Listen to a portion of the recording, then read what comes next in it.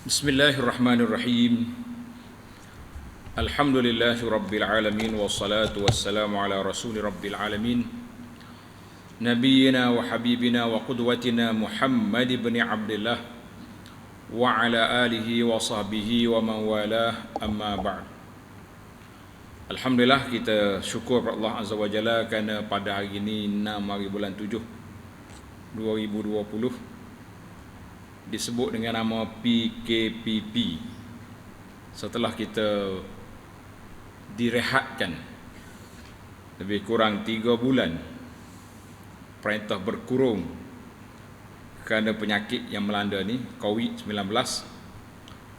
InsyaAllah kita doakan semoga wabak ini akan berakhir dalam masa yang terdekat untuk kita kembali semula dalam keadaan aman, boleh beribadat, boleh berzikir, beraktiviti di masjid kita seperti biasa, insya-Allah. Sambungan kita dalam buku Sunnahmu Amalanku. Sunnahmu Amalanku, muka surat 134, perkara-perkara sunat sebelum solat. Sebelum kita solat, apa yang patut kita lakukan? Mana belum kita mula solat kita tu. Rasulullah sallallahu alaihi wasallam memulakan harinya dengan keluar ke masjid untuk mendirikan solat. Mana Nabi kita ni sentiasalah dia ke masjid. Sebelum mendirikan solat, ada beberapa amalan sunat. Beberapa amalan sunnah ataupun sunat yang diamalkan oleh Nabi sallallahu alaihi wasallam. Kita sering kali ana sebut kepada para jemaah yang membezakan di antara kita sama kita. Sama-sama ahli ibadat. Sama-sama ahli masjid. Kita tak boleh nak banding dengan orang tak mari masjid, kita banding yang mari masjid. Jawab dianya, yang membezakan di antara kita iaitulah amalan sunat yang kita buat. Ada orang nak keluar rumah tu siap berwuduk, berwangi-wangian, bersiwak, mari masjid. Ada orang atas motor, dia lagi berkebuk. Nah, sampai tangga masjid habis sebatang. Ambil wuduk, tunggu orang qomat duk buat tangga. Tak sama dengan yang pertama tadi.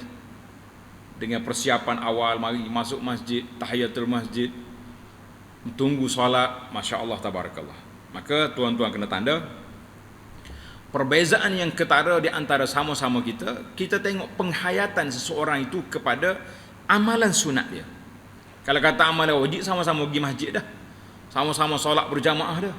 Tapi sama-sama kita perlu dimotivasikan lagi supaya kita ihyakan sunnah, hidupkan sunnah Nabi sallallahu alaihi wasallam. Dalam khutbah yang terawal selepas PKP membenarkan kita solat Jumaat, ana sebut ada beberapa perkara perubahan di dalam ibadat zaman corona. Di antaranya sah tak boleh berapat. Tapi kita kena ingat, sah tak boleh rapat, betul boleh ke tak boleh? Betul boleh. Penuh sah depan boleh ke tak boleh? Boleh. Maka kita mengatakan apa yang boleh dibuat jangan diabaikan. Yang kata sah tak betul juga, tak penuh tak, kita pakai duduk belakang lalu lah. Maknanya amalan-amalan sunat yang mampu kita buat jangan ditinggalkan, jangan cuai, jangan abai. Yang tak mampu kita kata la yukallifullahu nafsan illa wus'aha. Kita letak situ. Dengan perasaan kita hatinya nak seperti bahasa, nak duduk sebagaimana kata Nabi sallallahu alaihi wasallam, istau penuh rapat, hazu bainal manakib wal aqdam. Tapi hak tu tak dapat. Tapi sunnah lain dapat. Pergi awal ke masjid setakatnya dibenarkan beberapa minit awal. Penuh sah depan dulu. Duduk di penuh betulkan sah, semua terdapat.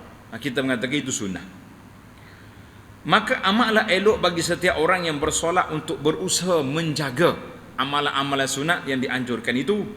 Hal ini kerana sesiapa yang lebih amalannya pastilah lebih pahalanya. Itu kaedah. Kelebihan dan ketakwaannya juga untuk menunjukkan kecintaan kita kepada Rasulullah sallallahu alaihi wasallam dengan cuba mengikuti segala amalan yang dilakukan oleh baginda. Jadi kita cuba. Berikut adalah dua perkara sunat yang biasa diamalkan oleh Nabi sallallahu alaihi wasallam sebelum solat. Mudah-mudahan dengan kita belajar, kita juga mampu untuk melakukannya sebagaimana yang dilakukan oleh Rasulullah sallallahu alaihi wasallam. Yang pertama dia panggil sutrah. Dia baca dia punya apa dia bacaan dia? Sutrah. Apa makna sutrah? Penghadang. Kita panggil tanda tempat kita solat, sempadan yang kita nak solat. Sunat meletakkan sutrah bagi imam dan orang-orang yang solat sendirian. Mana sama ada kita imam ataupun kita solat seorang, sutrah kena ada. Sutrah kena ada. Manakala bagi para makmum, kalau kita solat berjamaah, maka imam adalah sutrah bagi mereka. Sutratul imam, suratul makmum. Manakala imam kita ni ada sutrah sini, bagi makmum tidak jadi masalah. Kalau ada orang nak cari saf kosong, dia boleh pusing di antara celah-celah saf, tidak dihalang. Yang dia dihalangnya apa? Langgar depan imam. Itu yang tak boleh. Dipanggil sutratul imam. Solat berjamaah kita tak langgar. Ada setengah orang dimarah. Kalau kita lalu depan dia nak cari saf kosong, nak cari tempat kosong, begini sekak. Kita kata jangan sekak lah. Yang boleh menyekaknya dalam solat berjamaah ni imam saja. Yang lain-lain itu bebas. Dalil bagi sutra ini adalah hadis riwayat Abu Sa'id Al-Khudri radhiyallahu anhu. Abu Sa'id kata apa? Al-Khudri, sabda Nabi sallallahu alaihi wasallam, "Iza shalla ahadukum falyusalli ila sutratin wal yadnu minha." Maksudnya apabila seorang daripada kamu salat, hendaklah dia meletakkan sutrah, penghadang antara dirinya dengan orang lain, dan dia dekat dengan sutrah dia tu. Jarak dia kena ada. Jangan jauh-jauh. Kan? Jangan jauh sangat. Jadi alhamdulillah terdapat banyak hadis yang menunjukkan sutrah itu sunnah. Rasulullah sallallahu alaihi wasallam pernah menjadikan beberapa perkara sebagai penghadang. Katil. Contohnya tempat dia duduk, dia tidur, dia rehat atas tu, waktu nak solat dia duduk belakang katil. Boleh. Jidar, dinding. Macam kita sekarang ni kita nak solat sunat, kita pun cari dinding, duduk belakang dia. Tiang, boleh kita cari tiang. Masjid tak ada tiang, kena cari tiang tepi-tepi. Tongkat, tombak dan sebagainya sebagai sutra. Itu di antara riwayat-riwayat yang menyebut tentang sutrah Nabi sallallahu alaihi wasallam guna. Kadang-kadang dia ada tombak di tangan, anazah, dipacoknya pak situ jadi sutrah. Orang tak lalu depan dia tu. Nak lalu pergi melintasi sutrah. Jadi kita boleh tambah lagi lah. Tempat kita ni contohnya masjid tak ada dinding. Dinding besar adalah, tapi tengah-tengah ni tak ada tiang. Macam mana kita nak jadi sutrah? Tuan-tuan boleh ya kalau kita bawa beg contohnya, tak beg depan. Sambil-sambil sutrah, dia juga jadi keselamatan duduk depan kita, kan? Ataupun kita cari rehal baca Quran ni, tak depan kita, boleh. Itu di antara sutrah tu banyak jenis lah. Dia dalam hadis kata ka muakhkharatir rahim, sekadar ekor pelana kenderaan atau unta atau kuda tu lebih ke sejengkal, tak situ. Boleh. Kita ambil contohnya ada kotak tisu ni, tok depan tu. Jangan ada gambar sudahlah. Dah tengok dia pula. Maknanya segala perkara yang boleh naik atas sikit. Kalau tak ada juga contohnya, ada kata buat garisan. Jadi ada para ulama kata dengan sejadah kita tu jadilah dia tu. Tapi seafdalnya, baiknya muakhkharat, ada benda yang timbul, benda yang terangkat. Sutra itu disunat diletakkan sama ada ketika bersolat dalam bangunan atau di tempat lapang. Tak kira. Fil umran wa fil fada. Ketika bermusafir atau bermukim. Kita musafir tanpa di RNR nak solat, letak. Ataupun musafir tengah padang pasir, kita berhenti letak situ. Senang ya. Nabi kita pernah letak kenderaan dia, unta dia di situ. Yang mai. Kita pun pacok tok motosikal kita depan. Basikal kita ke kereta kita ke pusing ikut kiblat kita semaya belakang. Itu sutrah. Sama ada dikhawatiri ada yang akan melintas ataupun tidak. Oh, kita kata buat sutrah buat apa? Tak ada orang marin, aku seorang. Tak kira. Sunnah itu menjadi satu sunnah. Ada orang mari ke tak mari? Ada orang nak lintas kita ke tidak? Sutrah. Dia panggil umum lah dia tu. Hal ini kerana hadis-hadis yang menyebutnya tidak membezakan kedudukan tempat solat itu. Dia tak bagi tahu di mana ke tempat. Ya, dia dulu kita belajar dalam bab buang air kan. Buang air kalau dalam bangunan kita boleh dekat dengan dinding, itu tidak menjadi masalah. Nak menghadap ke arah mana. Tapi dalam bab sutrah dia tak sebut. Dia kata fadha, padang, bangunan, sutrah. Juga kerana Rasulullah sallallahu alaihi wasallam meletakkan sutrah ketika pada musafir atau tidak musafir, sebagaimana yang disebutkan dalam hadis yang diriwayat oleh Abu Juhaifah radhiyallahu anhu. Hadis ini dikeluarkan oleh Imam Bukhari rahimahullah. Maka sunat menjarakkan sedikit daripada sutrah. Jarak setakat mana kita nak? Tengok dalam hadis ni. Dia kata menurut Imam Ahmad dan Imam Abu Daud dalam sunan dia, Imam Ahmad dalam musnad, apa dia kata? Jarak yang sesuai di antara sutrah dengan tempat sujud adalah sekadar 3 hasta. Maknanya daripada kita berdiri dengan tempat sutrah kita tu 3 hasta. Biasanya kalau kita ukur 3 hasta ni lepas dah untuk kita sujud tu. Tidak kata sujud atas batu tu, tak. Sujud atas kayu, tidak.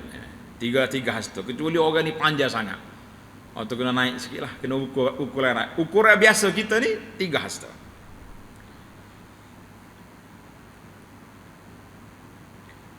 Tiga hasta. Sahal bin Sa'ad As-Sa'idi radhiyallahu anhu, dia kata apa? Kana baina musalla Rasulillah sallallahu alaihi wa bainal jidari mamarru syah. Jarak musalla makna tempat Nabi kita solat. Rasulullah sallallahu dengan dinding sekadar satu laluan mamarru syah, laluan kambing. Banyak mana kambing lalu? Gi ukur jalan kambing itu luah mana. Pasal itulah kata 3 hasta je. Mana tempat kita duduk dengan sutrah kita tu dekat. Jangan dijauhkan sangat. Yang ketiga, sunat menyekat atau menghalang orang yang mahu melintas. Baik. Kita nak solat, kita letak sutrah depan kita kan. Sutrah sudah ada. Ada orang nak langgar sutrah kita, kita kena sekat. Holor tangan gini, jangan mari. Rasulullah sallallahu alaihi wasallam bersabda, "Idza kana ahadukum yusalli fala yada' ahadan yamurru baina yadayhi wal yadra'hu mastata fa in aba falyuqatilhu fa innama huwa syaitan." Sudahlah. Baru kita nampak mari mana larangan itu kan. Daripada mana larangan itu. Maksudnya apabila seseorang solat, hendaklah dia menjadikan sutrah antara dirinya dengan orang ramai. Biar kita letak, jangan bagi orang lalu depan kita. Jika orang yang mahu melintas di depannya, hendaklah dia menyekat. Kalau ada orang nak lintas, kita sekat. Jika orang itu berdegil, nak lawan juga, nak lalu juga, falyuqatilhu. Tengok dalam bahasa Arab kata falyuqatilhu, maka kamu bunuh dia, jangan. Yang ada orang salah faham, dia ambil pisau nak tikai kawan tu. Bendanya benda perkara makruf kan. Tapi jangan sampai mereka nak pergi bunuh orang, tak boleh itu. Jangan sampai mereka nak bunuh orang. Kita sekat dia lah. Jika orang itu berdegil falyuqatilu, hendaklah dia menolaknya dengan kuat. Tolak. Mana kita sekat, nak lalu juga, gak bagi sikit. Kenapa? Fa innama huwa syaitan. Dia sudah dikuasai oleh syaitan. Syaitan yang nak kacau orang solat ni. Jangan main. Jadi kalau dia alfanya, Allahu akbar. Adalah riwayat lain, hadis yang sebut syaitan tadi, hadis riwayat Muslim. Hadis Abdullah bin Amr Umar dikata apa? Fa inna ma'hul qarin. Ada riwayat lain kata. Kerana bersama dengan dia tu ada qarin. Siapa dia qarin? Kawan dia daripada syaitan. Ajak dia, mari. Kita sekak nak lawan juga, tolak dia. Sebab dia telah dikuasai, digoda oleh syaitan supaya kacau kita. Maka Nabi kita larang. Maka terdapat dalam hadis Nabi sallallahu alaihi wasallam, "Lau ya'lamul mar", kalaulah seorang itu tahu, orang hok nak pitah kita tu tahu kan, betapa besarnya kesalahan melintasi depan orang ni. Kalau dia tahu, dia tak akan buat. Kalau berdiri 40. Ulama hadis kata aku tak tahu 40 apa maksud Nabi. 40 hari ke 40 apa ni? 40 tahun. Lebih baik daripada dia melintasi orang yang sedang solat. Mana tak usah kira lah, kalau 40 hari lama dah. 40 tahun lagi lama dah. Kalau 40 saat pun lama dah kita. Maka jangan sekali-kali kita buat perangai yang tidak baik itu. Jangan duk kacau lah, jangan duk pergi. Dia kata dia ni masalah besar. Maka Nabi kita sallallahu alaihi wasallam suruh kita berhenti. Cuma timbul dari masalah hukum. Hukum melintasi itu macam mana? Hukum melintasi, melintah depan orang solat ni apa hukum pula? Tengok dalam hadis ni. Kerana tu anak kata hadis ni, buku ni perlu ditahqiq sikit, ada huraian tak apa habis. Jika yang melintah itu orang perempuan, sudahlah. Marah muslimat kita kali ni. Kalau melintah itu orang perempuan, macam mana kita nak buat? Ataupun anjing hitam. Orang perempuan atau anjing hitam, hok lintah tu, berapa nak jadi? Orang perempuan atau anjing hitam yang melintas. Ataupun dongki, keldai. Dia wajib menolaknya dengan kuat kerana dia boleh membatalkan solat. Jadi dalam hadis ni dia sebut apa? Yaqta as-salah. Maknanya yaqta ni boleh terjemah macam-macam. Jadi terjemahan kita kata tulis itu kerana dia mengganggu solat kita. Apa satulah dalam majoriti ulama mengatakan zahaba jumhurul ulama. Tulis sikit. Majoriti ulama mengatakan sutrah itu sunnah. Sutrah itu sunat, tidak wajib. Ada juga sebahagian ulama mengatakan wajib. Maka kata di Imam, contohnya Al-Imam Nawawi rahimahullahu taala, Imam Nawawi kata tidak batal solat. Sama ada yang melintas itu siapa dia, laki-laki ke perempuan ke siapa dia lintah, itu tidak dikira membatalkan solat. Cuma mengganggu solat kita. Kalau anjing hitam ni, biasanya anjing hitam ni backing. Jadi kalau lalu depan kita, terkanyak juga kita. Ada? Kakak ni mari. Sebab anjing hitam ni kadang-kadang dikait dengan jin macam-macam. Kalau orang perempuan lalu, terkanyak ke tidak? Kita tengah solat, beruk, lalu orang perempuan depan. Lalu pula hak wangi bang, mana agak. Jadi banyak gangguan. Pasal itulah kata ulama, jumhur ulama mengatakan tidak membatalkan solat. Satu-satu perkara itu tidak membatalkan solat kita. Cuma dalam ayat ini dikira hadis ini menunjukkan bahawa ada gangguannya di situ. Dia tulis batal tu, tulis itu mengganggulah solat kita tu, insya-Allah. Tapi ada hadis Nabi kita sebut al-kalbul aswad. Kalbul aswad tu syaitan. Anjing hitam tu syaitan. Jelmaan syaitan dia kata. Qala an-Nawawi rahimahullahu taala, tulis kata-kata Nawawi, iza shalla ila sutratin. Apabila seorang itu solat ke arah sutrah, ada penghadang, famarra bainahu wa bainaha rajulun aw imra'atun. Nabi kata, lalu depan dia tu laki-laki ke perempuan ke, sabiyun au kafirun au kalbun aswad au himar ataupun lain-lain, la tubtil, ataupun la tabtul, tidak batal solat dia tu indana mengikut fiqh mazhab Syafi'i. Jadi tuan-tuan tambah dalam kitab ni. Kalau ada orang kata, "Kau nak batal sini?" Kita kata itu menurut mazhab Syafi'i, sebagaimana kata Imam Nawawi tak batal, illa Al-Hasan Al-Basri. Maknanya ada juga sebahagian ulama yang mengatakan batal. Yang mengatakan batal tu ada sebahagian ulama lain. Tapi dalam fiqh kita tidak batal. Tapi perbuatan itu tidak baik. Yang penting bagi kitanya, batal atau tidak batal, perbuatan melintasi di hadapan orang solat itu dilarang. Sebab apa larang? Nabi kita sebut, lau ya'lamul mar, kalau seorang itu tahu lalu depan orang yang solat itu berbahaya, kan, maka dia akan berdiri di situ, tak akan lalu sekali-kali. Kita kata alhamdulillah. Manakala benda-benda lain, semua benda itu tidak membatalkan solat menurut fiqh mazhab Syafi'i. Alhamdulillah. Baiklah, kita pindah kepada tajuk yang kedua. Adapun detail lagi penjelasan ini, para jemaah bolehlah kita tengok dalam kitab fiqh mazhab Syafi'i yang lain, insya-Allah. Baik,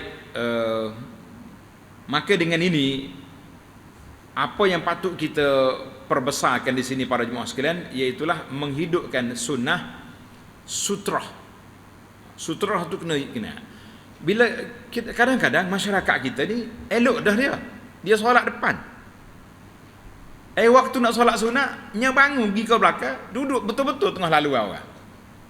Ini orang nak lalu terkejut. Nah, kalau nak pergi belakang juga boleh, tapi kena bawa alat tadi. Sama ada muakharatul rahil, sekadar sekar tadi, biar ada rehal ke, ada beg dia. Seeloknya jangan undur ke belakang lah. Oh, dia kata kita belajar, Ustaz. Nah, solat sunat ni kena perbanyakkan tempat. Kita kata betul. Solat sunat kena banyak tempat. Betul tu, kan? Tapi jangan lagi cari lalu orang. Dah kita duduk sini, pergi hujung tu. Kalau tuan-tuan solat di masjid di Tanah Arab, lain. Kalau dia maya sini, dia nak maya sunat, dia pergi depan. Dekat dinding hok tu imam. Sebab dia tak mau orang lalu depan dia. Kita pula pergi buat perakat sama depan orang pula. Masya-Allah, tabarakallah. Maka ini satu perbuatan yang tidak baik para jemaah sekalian. Biarlah kita hidupkan sunnah ini, iaitu dengan cara mana? Dengan cara kita buat sutrah. Alhamdulillah. Baiklah, tamatlah perbincangan yang pertama. Kita ambil satu lagi perbincangan, kerana musim PKP ni dia tak boleh lama, tak? Kita pun biasa tidak lama, sekadar masuk waktu Isya. Alhamdulillah ala kulli hal, boleh berceramah pun wujud dah. Setengah orang ni tak mati lah. Kita kata sabarlah, daripada 3 bulan tak jumpa mikrofon. Jumpa tapi sore-sore bercakap, dia panggil online, live. Jadi alhamdulillah. Baiklah, kita berpindah kepada sunat yang kedua, iaitulah as-siwak, bersugi. Hak ni mana agak jadi ke tak jadi? Berapa orang di kalangan kita ada kayu sugi dalam poket? Ni waktu ambil kayu sugi, nak semaya perak begitu. Ada ke tak ada? Tak rajin buat ni. Sebab kita ni kalau orang buat kayu sugi mari masjid, dia panggil nama selalu. Ni buat dakwah tu dia kata tu. Tak. Maksud tak? Dia gilah ke dakwah, dia tak tahu itu sunnah. Dia kata kau buat sunnah tu. Baru sedap ayat ni, buat dakwah tu. Maknanya nak gilah ke satu kumpulan tertentu. Kita kata tak usah duduk dakwah lah. Kita nak sunnah Nabi SAW. Jangan duduk kira dakwah. Tak terpasang. Baiklah. Dalam hadis ini, sunat bersugi, menggosok gigi setiap kali mahu solat. Dalam fiqh manhaji, fiqh al-mu'tamad, fiqh mazhab Syafi'i yang ada huraikan, mistikah bersugi itu dengan kayu sugi? Kalau dengan berus gigi yang ada hari ini, jadi ke tak jadi? Para ulama rahimahullah ta'ala mengatakan bahawa tujuan, tanda tuan-tuan, tujuan bersugi itu untuk apa? Untuk nak bersihkan gigi, nak hilangkan sisa-sisa makanan yang lekat di celah-celah gigi, hilang pula warna gigi daripada jadi kuning, kan? Dan juga nak wangikan mulut kita. Itu dia panggil objektif siwak. Baik. Kalau kita bersiwak dengan kayu sugi, terhasil benda ni, betul tak? Kalau kita bersiwak dengan beruh gigi, terhasil ke tidak? Hasil. Oleh kerana beruh gigi itu plastik, bulu dia tu, tak sedap cerita, orang karut buat dengan bulu babi lah apa. Alah, macam-macam lah buat kita ni. Ada dah logo halal pun, tak harap lagi. Oleh kerana dia plastik, dia tak akan mengeluarkan apa-apa bang. Maka terpaksa kita kena tambah dengan ubat gigi. Ada pun kayu siwak, al-miswak, dia sendiri itu dia panggil kayu arak. Alif, ra, alif, kaf. Arak. Bukan air arak mabuk. Nama kayu tu. Qadiban min arak, Nabi sebut dalam hadis. Mana kayu arak ni, kelebihan dianya, di dalam kayu tu sudah ada madah yang boleh membersihkan gigi dan mewangikan mulut. Masya Allah, tabarakallah. Itu kelebihan. Tapi oleh kerana kita ini sibuk, tak mau kayu sugi, hidup cari beruh gigi, pasal kena letak ubat. Baik.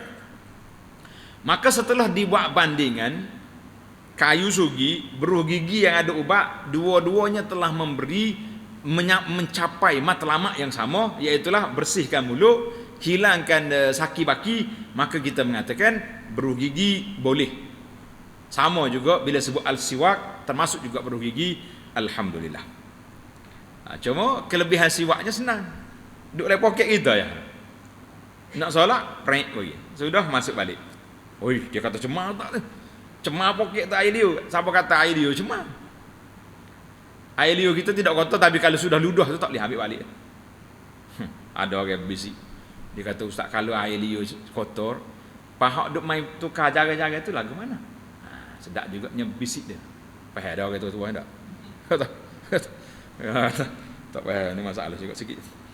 Maknanya tidak ada kotoran, tak ada masalah. Sela lah. Selagi ada gu, mau tak ada gu duduk dia. Mana kita? Mau tak ada gu, tak ada mana ni. Baik. Tengok hak kita. Sabda Nabi sallallahu alaihi wasallam, "Laula an asyqa 'alal mu'minin." Ada riwayat kata, "Laula an asyqa 'ala ummati la amartuhum bis-siwaki 'inda kulli salatin." Allahu akbar. Nabi kata, kalaulah andainya aku tidak bimbang, bahasa Arab kata laula tu dia panggil dalam istilah dia, dalam istilah laula, kalimah perkataan menunjukkan intifa'u syai' li wujudi ghairihi. Ternapinya benda itu kan ada benda lain. Nabi kata, kalau aku tidak bimbang menyusahkan umat aku akan suruh setiap kali nak solat mesti bersiwak. Tapi Nabi tak suruh. Sebab apa tak suruh? Kerana dia takut apa? Takut menyusahkan umat dia. Itu yang dikatakan sifat Nabi kita sallallahu alaihi wasallam, sifat rahmatan lil ummatihi, rahmatnya Nabi berumat. Dia tak mau. Tapi walaupun dia tak suruh, galakkan itu tak gugur. Kerana itu para ulama mengatakan faedah hadis ni, hadis laula an asyqa ummati ala ummati ni, hadis ni sahih.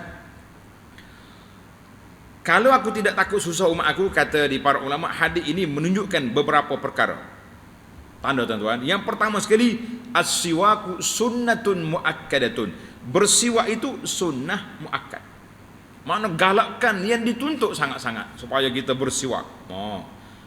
Menuntut sangat-sangat supaya kita bersiwak setiap kali nak solat.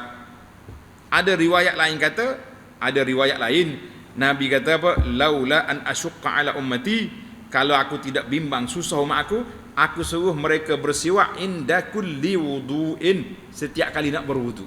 Nak berwudu kita kata tak apa. Nah, kita biasanya kalau nak ambil wudu, nak solat, kita bersiwak ke tidak di rumah? Berugi ke tidak? Berugi kan? Jadi alhamdulillah, mana dalam bab wudu mungkin lebih ringan. Tapi ni nak akad takbir, nak siwak ni, macam mana kita nak bersiwak? Ketika tu tak bawa alat. Maka kelebihan bersugi ini sangat besar. Ia adalah salah satu amalan yang wajib yang dilakukan oleh Rasulullah sallallahu alaihi wasallam setiap kali hendak solat. Setiap kali nak solat, Nabi kita sallallahu alaihi wasallam bersiwak. Jadi kita kena bersiwak jugalah. Dalam hadis Aisyah radhiyallahu anha, Aisyah kata apa? Ashrun minal fitrah. 10 perkara itu dikira sebagai fitrah, makna sunnah. Memotong misai, memelihara janggut dan bersiwak, bersugi.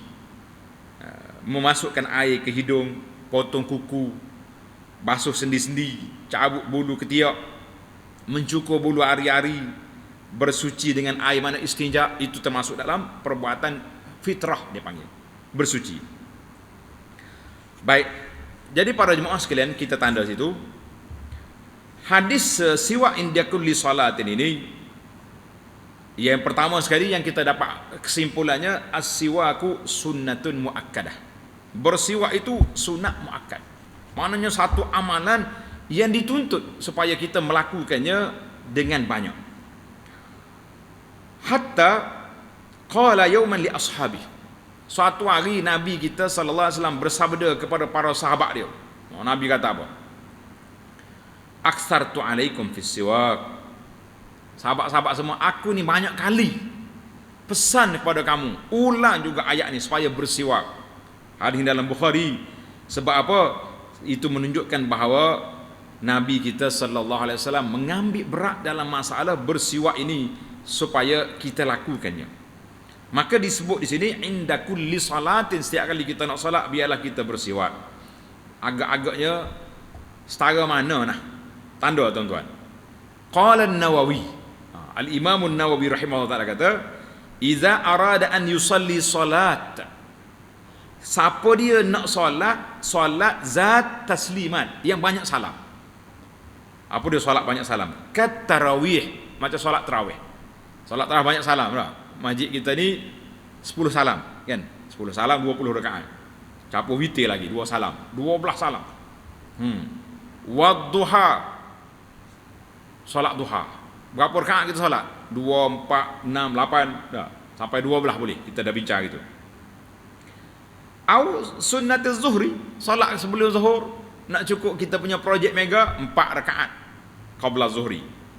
4 rakaat sebelum asar. Contohnya qala an-Nawawi istahab sunat an yastaka likulli rak'ataini. Sunat dia bersiwak setiap kali 2 rakaat. Masya-Allah tabarakallah. Kita sudah 2 rakaat nak takbir pula, rak sekali. Allahu akbar. Siapa begitu sekali? Likulli salah. Setiap kali nak angkat takbir, sunat. Bila agak-agak buat kita ni nak boleh bawa kayu sugi seseorang ni boleh. Jangan beli besar, ada setengah kata besar kayu. Tengok kayu sugi arak tu kecil-kecil. Allahu akbar. Baik, itu yang pertama. Tanda yang kedua, faedah daripada hadis as-siwak ini, minal mawadhi', di antara tempat yang diminta, yuta'akkad, yang diminta supaya kita bersiwak sungguh-sungguh, iaitulah setiap kali nak ambil wudu. Tanda sikit, setiap kali nak berwudu. Dalam hadis Nabi SAW, hadis Abu Hurairah, laula an asyqa ala ummati la amartuhum bisiwak inda kulli wudu, ma'a kulli wudu. Aku akan perintahkan mereka bersiwak setiap kali ambil wudu. Allahu akbar. Wa ma'a hadza, walaupun begitu, kebanyakan manusianya tak bersiwak. Ana duk perhati tengok hadis-hadis yang Nabi sebut macam ni, biasanya ramai orang cuai. Laula an asyqa, kan? Kalau tidak aku bimbang, takut ni. Orang apa? Nabi bimbang kita susah, kita berasa susah lalu, pakai susah dah. Tak ada apa-apa lagi susah, kan? Ataupun hadis ni, lau ya'lamun nas. Kalau manusia tahu apa? Sahawal, azan mempunyai kelebihan sendiri, nascaya mereka akan berebut mengundi untuk duduk sarapan. Hari ni berapa kali mengundi? Sekat PKP ni, jauh-jauh ni berapa kali dah mengundi nak duduk depan? Mengundi tak ada dah. Daftar nama nak mari semaya yalah adanya. Allahu akbar. Masya-Allah. Kita kata waktu kajian benar semaya 40 orang. Siapa dia agak-agak paling susah nak memikir? AJK masjid paling susah nak panggil siapa? Panggil hok ni, dia tu kata orang dia tu. Susah kita nak memikir. Pasal kita kena bagi pilih-pilih. Baik. Maka Nabi kata, kalau manusia tahu sah depan, dia akan berebut. Kita tak berebut juga macam tak tahu. Ini berat. Allahu akbar. Kata di para ulama, di mana ke tempat kita nak bersiwak tu ketika wudu? Ada kata ketika kita komo-komo. Waktu komo-komo kering tu selalulah siwak situ. Ada kata tak, komo permulaan wudu. Kita nak start ambil wudu tu, komo dulu. Jadi ni senang kali ya. Nah, Bila kita nak ambil wuduk, mula-mula kita bersiwak, beruh gigi dulu, lepas tu kita ambil wuduk. Kalau tidak terganggu pula tengah wuduk. Kau mau masuk air hidup, air gosok gigi pula. Allahu Akbar. Ini semua hadis-hadis yang menunjukkan bahawa Nabi kita sallallahu alaihi wasallam bersiwak. Faedah yang ketiga, as-salatu bisiwaki afdal. Tanda. Solat dengan bersiwak itu lebih afdal. Sebab apa lebih afdal? Tengok ada hadis dalam kitab kita ni. Dalam buku kita ada, dia kata apa? Fadlus salat bisiwaki ala salat bighairi siwak 70 dha'fan. Kelebihan salat maya orang bersugi dengan tak bersugi ganda dia 70 kali. Cuma hadis ini dhaif. Kata di Imam Ibnu Katsir, Ibnu Hajar, Al-Hafiz Al-Iraqi mengatakan hadis ini dhaif. Tapi kata di para ulama, walaupun hadis dhaif, la yanbaghi lil musalli an yata'akhkhar. Tak sepatutnya kita kata hadis dhaif malah aku sugi. La. Walaupun hadis itu dhaif lemah, kita tak berani nak kata roh. Nabi bersabda, bila dah kaedah ulama kata, kalau hadis dhaif kita kata diriwayatkan. Diriwayatkan, ada sebut sedemikian. Jadi tak salah kita kata bersabda Nabi, itu tak boleh sebab hadis itu dhaif. Kita kata ada riwayat kelebihan sedemikian. Pasal itulah ulama hadis kata, walaupun hadisnya lemah, tetapi jangan kita rasa tak mau buat kerana hadis itu lemah. Lah.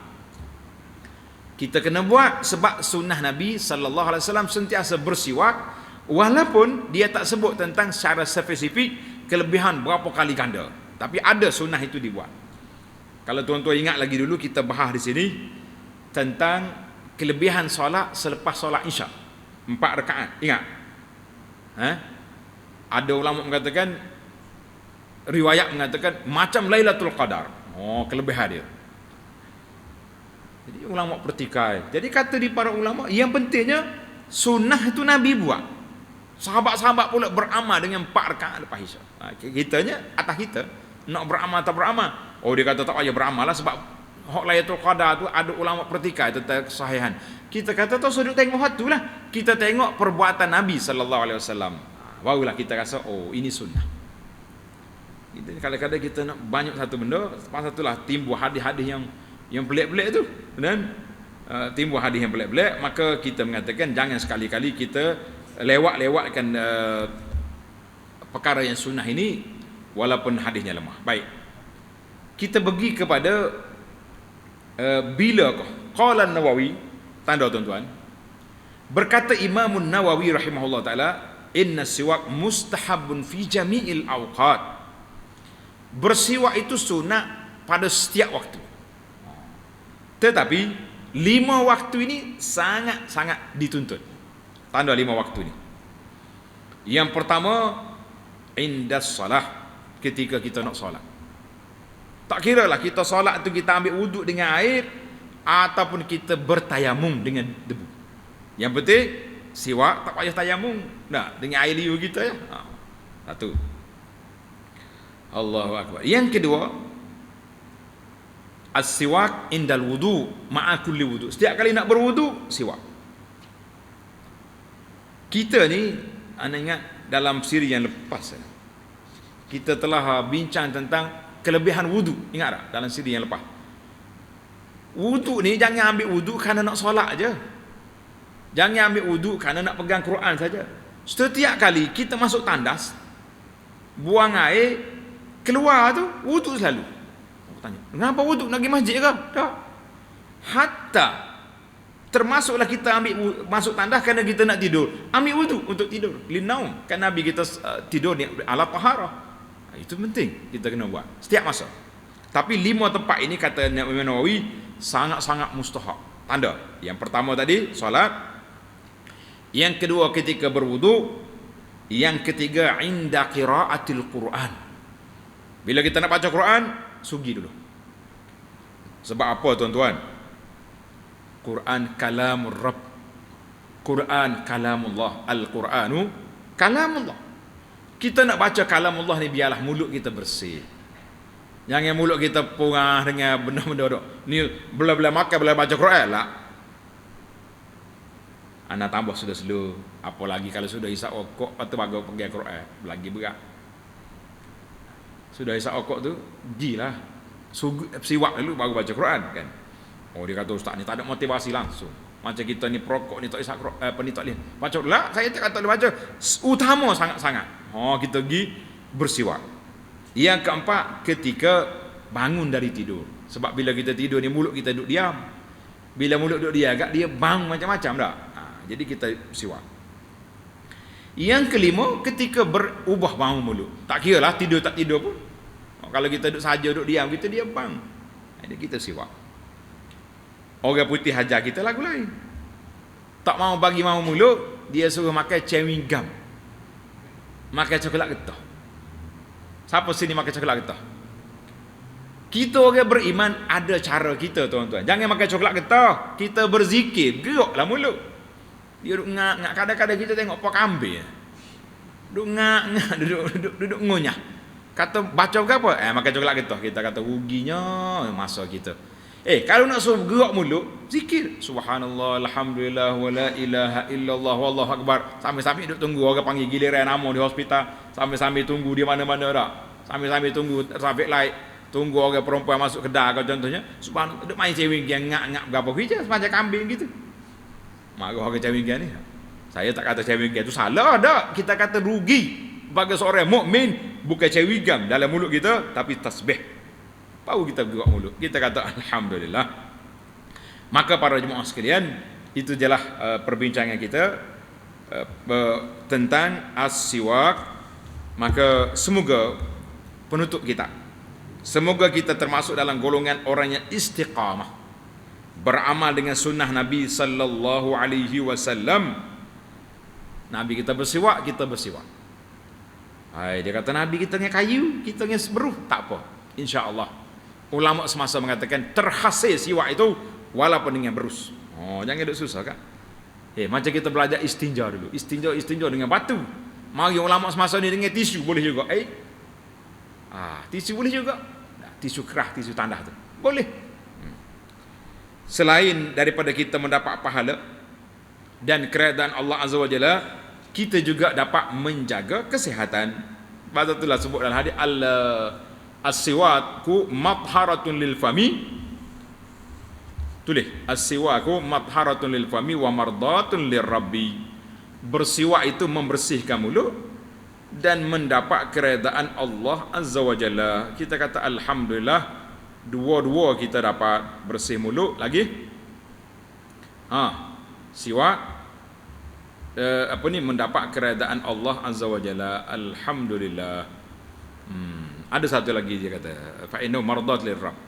Hadis ini rawahu Ibnu Hibban dan lain-lain. Wallahu alam wa sallallahu ala nabiyyina Muhammad wa ala alihi wa sahbihi ajma'in walhamdulillahi rabbil alamin.